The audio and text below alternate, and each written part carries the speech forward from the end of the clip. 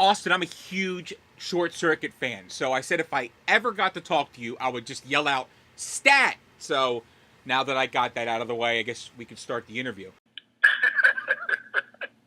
That's great. That's great.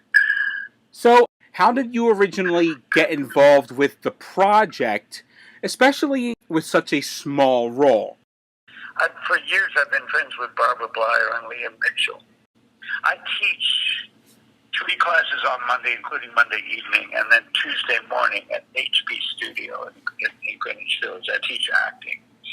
Every Monday night, after my class, my late class, which ends at 10 o'clock on Monday night, we meet at the White Horse Tavern, which is one of the legendary old bars in New York. Eat and drink, and then I go back and I stay overnight at their house.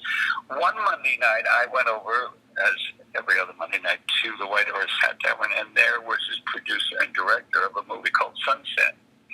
And they said, we wanted to introduce you because we're all doing a film together, and we want you to be in it.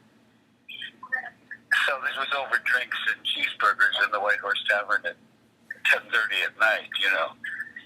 And I like him, the director, Mr. Jameson, you know, or James. He talked very quietly and intelligently about the movie, and I said, I'll do it. I hadn't even read the script. I knew from talking to the director who had also co-authored the script, I could feel how intelligent it was going to be. And, of course, it was such an arresting idea. So I said, right there. And then when I read the script, it was as good as I hoped it would, as I thought it would be. And that's how that came about. Your character in the movie, he's a forward thinker. He's like, let's not jump into anything rash until we know all the facts. Yeah. Do you feel that way kind right. of, you know, you're from New York. I don't know if you're around for 9/11 and... in fact, I was on my way downtown to teach at HB Studio, and I got on the subway, and everybody was clustered on the street, looking down Hudson Street toward the tip of the island, and I said, what are you looking at? And they said, look, the towers are on fire. And I said, what do you mean? How did that happen? And they told me. Yeah, it was, you know, it was just what you would think it would be like, shocking. It was the whole day, everybody wandered around in a daze, you know. And after I taught, I didn't really teach that morning. We decided not to have the class. But I walked all the way uptown to where I live, which is, even on an ordinary day, it would be like an hour's walk. But it took longer than that because I was in a daze. And as you heard this, I'm sure, about 9/11, I would pass hospitals, and I was thinking maybe I'll go in and try to get blood or something. Every hospital just had everybody lined up, all the interns and the nurses and everybody, and waiting for the ambulances. But of course, no ambulances came. No one had survived it. It was an unforgettable day. You gotta love the camaraderie that came about in the days after. Yes. Yeah. Are you able to take your emotions from horrible experiences like 9/11 and be able to put that into your Sunset performance? That was a horrible thing, of course, but nothing like what is being depicted in Sunset would be like. Nothing. I mean, as the horror that it was doesn't begin to compare with what that would be like. And furthermore, the implications of it. Is it just the start now, and is the whole world going to be wiped out? And also, what's it going to be like? Will we ever be able to? Are we going to be poisoned by the air if we happen to survive? And I'm fleeing, you know. But can I ever come back to this area again? And would I want to? Because it won't be there. I mean, it's got a whole. That puts it in a whole other kind of realm than of the horror of 9/11. I mean, New York was still there after 9/11. And so it was very hard. I mean, having been through 9/11 didn't really help me. It didn't help me imagine what it would be like, or what happened in Sunset. I mean, a nuclear attack. In fact, thank God, there's nothing in my life.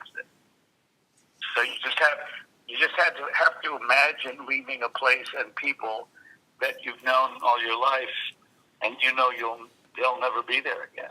What did you think of the rest of the film? Oh, I think it's a beautiful film. It's not often that you see like a movie about nuclear war and it be such a character piece. Yeah, I know. I love that about it. It's what the smaller aspects of it are so intimate, and textured, and they take their time with them. And the backdrop, the big stuff, is so unimaginably vast. And I love the contrast between those two things. They didn't just make a movie about people caught in a nuclear attack. They really went into those people. They did a very wonderful job making you care about the characters, which is a shame by the time you kind of reach the end and what happens to some of the characters. Doing anything else? Are you doing any like Broadway shows currently? Oh, I'm directing a show. It's technically an off-Broadway show, but it's right there in the Broadway area, and we're in previews right now, and we open officially tomorrow night. Yeah, so we're rehearsing all the time. Now that we're in previews, we rehearse in the afternoon and have a preview at night, and every day, of course, we put in a lot of changes. Is this your first time directing a stage play? Oh God, I've directed 300 of them. Every time you start one of those, the world starts all over again. I know. I think that's really it, Austin. I just again, I can't express how much of a pleasure it is just taking 7 minutes out of my day to speak to you. Thanks, Ryan. You're amazing. My cousin Vinny. Oh God, yeah. So Austin, thank you so much for your time, and I hope you have a great day and best of luck when you open. And you have a great day too, and all the best to you with everything. Okay. Thank you so much, Austin. Have a great one. Read 2G1's review of Sunset by clicking the links below. You can also purchase the Sunset DVD or stream the film via Amazon.com. Well, the last time I am seeing him, he is busy vomiting, sir. Well, clean him up and send him out to Hobnob. Stat!